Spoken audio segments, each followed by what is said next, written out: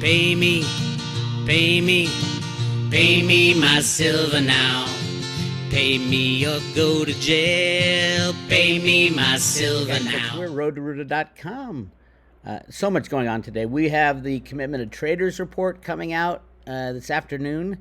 It is Friday the 9th of August, inching up towards that dreaded 3-day weekend where the banks, remember, the banks wanted to close, or the FDIC wanted to close the troubled banks on a 3-day weekend. They've been planning this for so long. And we have a 3-day weekend coming up in a couple weeks. Lots of chaos is going to happen between then and now. I have no idea. I'm being dead honest. No idea where the price of silver will be placed at the time we have the chaos. From what I can tell, massive amount of shorts are closing out and getting out of Dodge on the COMEX. Now remember, the shorts are 99% controlled, 99.9% controlled by just a handful of banks in the Federal Reserve and the U.S. Treasury. If there's a war, it will be in the silver market because the bankers know. They know silver is the bank killer. The Federal Reserve knows silver is the bank killer. Probably you know silver is the bank killer. Why is it the bank killer? Because if silver goes to, let's just say $100 or $200 or $600, like I expect the first run to go to, it would set off a destruction in the derivative market that no bank on the planet would survive. None. Not even banks that don't even have derivatives. Remember, they're all intertwined. 100%. If they have any leverage at all, they're intertwined. Even if they don't, their customers will lose in so many other ways, so that they'll be pulling all of their money out of even the banks that don't have any derivatives, which isn't few, but there are some banks that don't have any derivatives, but they're not going to survive either. Because when the too big to fail bank goes, whatever it is, I think if it's silver related, it'll be HSBC. If it is bank criminal rigor related, it will be JP Morgan. But all of them will go, not just one, all of them. And poof, everything's gone. So get your physical silver in your own possession. These next couple months are going to be very trying on everybody, even if you have silver in your possession. You're going to wake up, maybe, potentially wake up and look at the price of silver and say, why is silver at $3 today? Because you're looking at a derivative price of silver on the COMEX. It doesn't trade freely. There is no free movements in gold, silver, cryptos. There's none. Even cryptos. Most of the cryptos are derivative exchanges back and forth, high-frequency traders. It is insane. Now's the time to get the hell out of all markets, all exchanges. Get your assets, get them in your own possession, set up your silver lawn chair, and watch the show. And speaking of the show, here we are. These are the two. Anything above that, bankers lose. Anything below that, bankers win. Maybe. These are the moving averages, 100-day and 200-day moving averages that for the last 50 years the bankers have been playing. They'll drive it down below the 200-day moving average, getting all the tech traders to short silver, and then they'll get to cover their massive silver position. They've been doing that for a very long time. Do I think they'll go under the $26.34 200-day moving average? Sure, why not? Flash crash type of stuff. But I don't think they're going to get the kind of bang for their buck, because it does cost them more silver shorts to slam it down. It might be instantaneous because they're running all the stops and all that, but that could very well be. They are ultimately as powerful as a click of a mouse. And let's not think that a couple of people are running this game. It is run by computer programs controlled out of the Fed, the New York Treasury, the Fed in New York, and the Treasury Department, the trading floor in the basement of the trading department at the Treasury building in Washington, D.C., and at the bullion bank level. And they're all colluding and working together, and it is I'd like to say it's a gentleman's agreement that they're not going to mess with it, but there are no gentlemen in banking. So we will see if somebody break ranks like JP Morgan did. JP Morgan took delivery of 1.2 billion ounces of physical silver before they got, put the handcuffs on. And then they basically leased it all to Bank of America. And I think that silver's gone or close to gone now. I don't know the conditions of the lease. the lease could have been a fair market value lease where the Bank of America has the right to buy it at fair market value. It could be a fixed rate lease, which I think some of them were because JP Morgan actually booked a $1 billion gain the year they lost $920 million fine for rigging the silver and gold markets and the treasury markets. They booked a $1 billion gain in their precious metal book. That came out in the trial. So is that gain a fixed back in lease? Yeah, you would have to gain if Bank of America had the right to buy the silver at, say, $25 at the end of the lease. It was fixed into the lease contract. That's the end of the lease. If it was give it back or pay fair market value, they'd probably pay fair market value. And what is fair market value? Whatever the comic says it is that given day.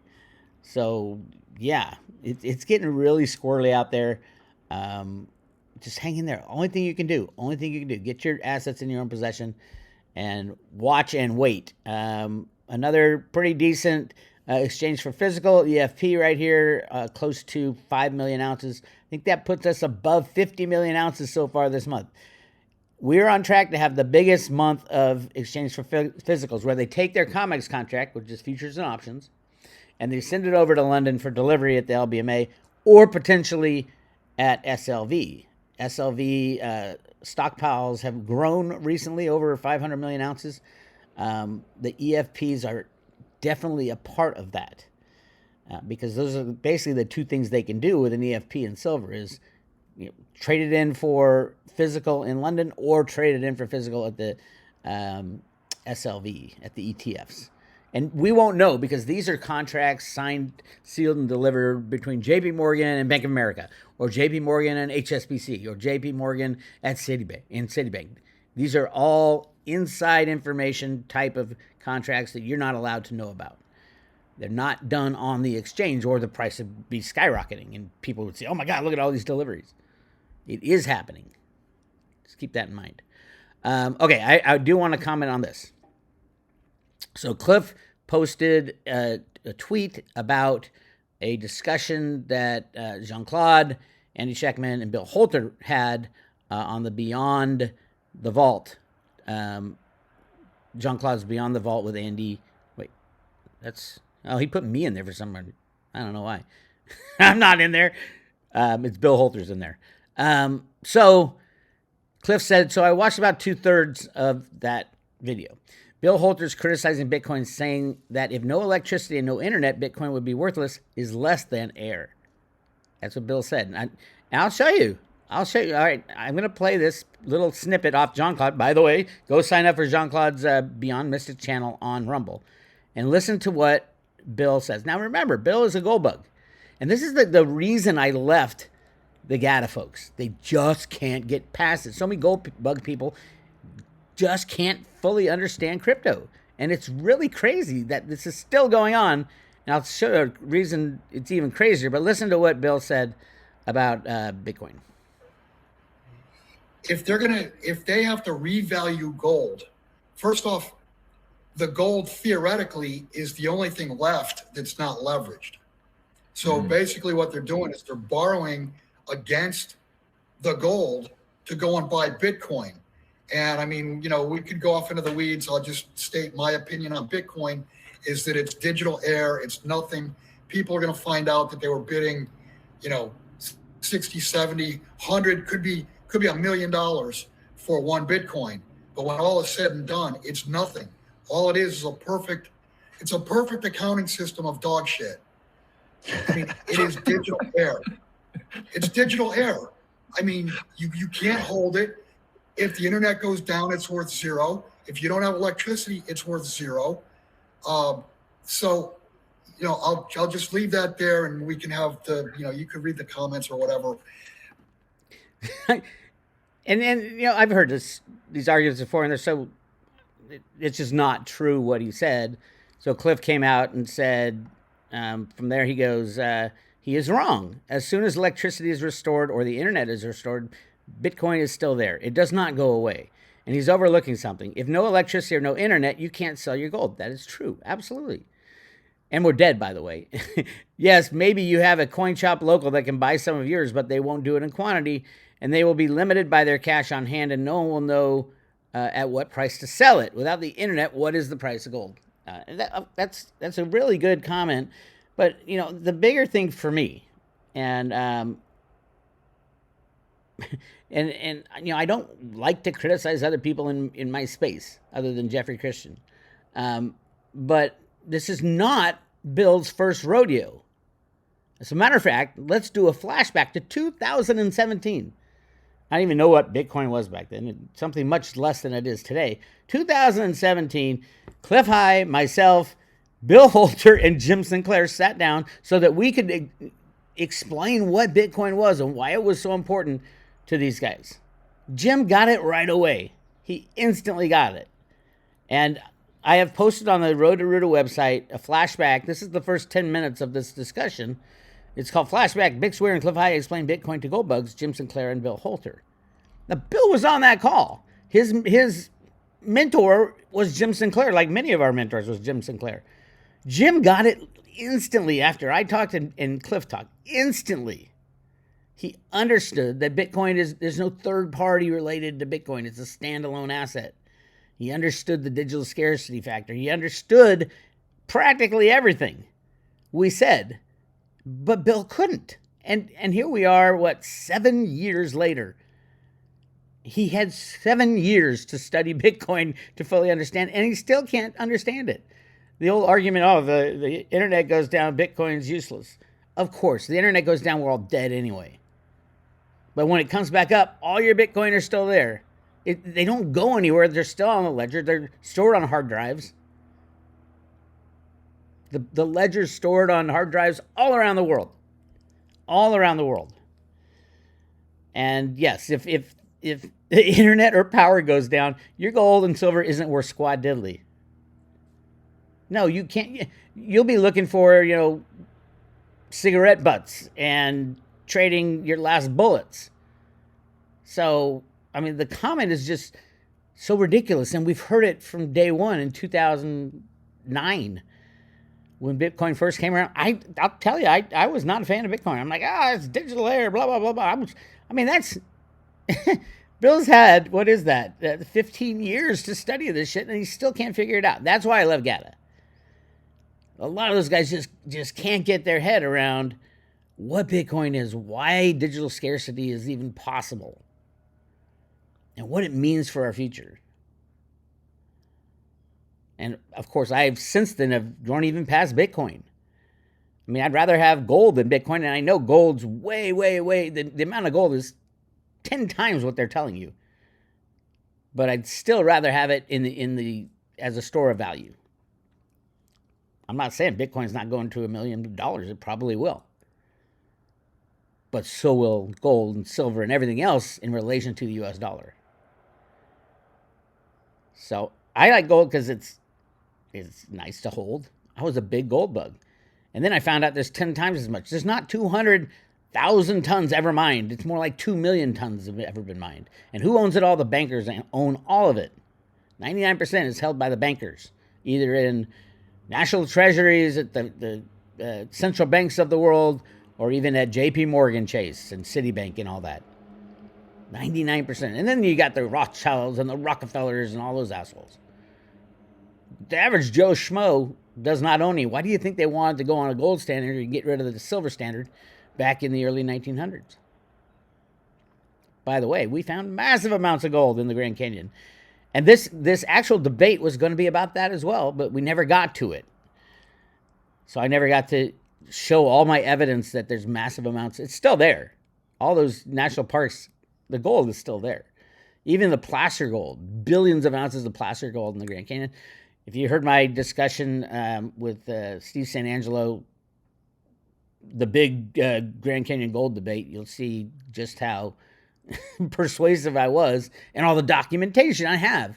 It was there. We just weren't allowed. They stuck the price of gold at $20 when it was costing them $25 to mine it. And then they stuck it in. So you of course you can't pull out the billions of ounces if it costs you more. And by the way, we were on a gold standard back then. Everything is different if you're relating things in related. What was the price of gold? Gold was the price of gold back then. And yes, we found billions of ounces. They locked it up in national parks. It's pretty much all locked up now. It's still there. At $2,000 gold, it probably is pretty profitable these days. But at $20 gold, when it was costing them really hard to mine back then. I mean, you look at the work I did with the at Lee's Ferry when they built a steamship in San Francisco and brought it out to Lee's Ferry. It's not like you can fly it out. Took the train, and then you had another 100 miles to backpack it in. On donkeys. And this is not the most accessible places on the planet. As a matter of fact, it's freaking hard to get to the Grand Canyon. And especially that part of the Grand Canyon, that's the only crossing before they built bridges. Back then, in the early 1900s, that was the only crossing. Lee's Ferry. And they found massive amounts of gold outside of that. You can still go there and see a big mountain right behind Lee's Ferry that they dredged and got all the gold out of that one spot. And then it was shut off by Woodrow Wilson, and everything was put into national parks. So many national parks hold the secret treasures of the United States of America. Anyway, go to roadtoruler.com YouTube channel. You can listen to the first 10 minutes. And it's sad that the gold bugs just can't get their head around what Bitcoin is and why it's going to be so useful. And, I mean, we did this in 2017. Let's look at let's check out 2017. What was the price of Bitcoin in 2017? 2017. Where are we? Oh man, we're going way back. Was it $6,000, $5,000 at its height in 2017? It got to $16,000, and now it's what, $59,000. And you can see the same thing over the next 8 years. I don't know. It just, to me, it was like, go check out this discussion because it's a good one. And anybody who can't figure out cryptos still. It doesn't tell me that they're dumb. It tells me that they don't study. They rely on past information for a future form of value, future form of money. And yeah, I've moved past Bitcoin because I think there's, I'm on the page with that fund manager, the big fund manager woman. I forgot her name, and I forgot the fund, but she said Bitcoin is a distraction to what's really going on, and that's Theta and the Theta network and what it does. It allows everybody on the planet to share their hard drives, share their processing speed, share their storage. That's why Google has partnered up with them. That's why Samsung and Sony and all these people have partnered up with the Theta group, because they are going to change the world. I think it's more exciting than getting Bitcoin and sticking it in your vault. What am I going to do with it? You sit there, the price goes up, but is that good or bad? Yeah, I guess the store of value is good. But the use case for Bitcoin is just store value, I think, at this stage. Now they're trying to invent things like the Lightning Network that make Bitcoin useful. Voila, it's useful. Of course, they're violating Reggie's patent. A longer story. Anyway, by the way, Theta is unstaking. I think it's 30 million Theta tokens. They've done it many times before. It's good and bad because they'll probably sell some of them, which is never good for the amount of pressure it puts on the price. But at the same time, they're using the funds to build out the network, to get more partners, and to pay people who are doing the current running edge nodes and the booster node. The booster node needs a boost.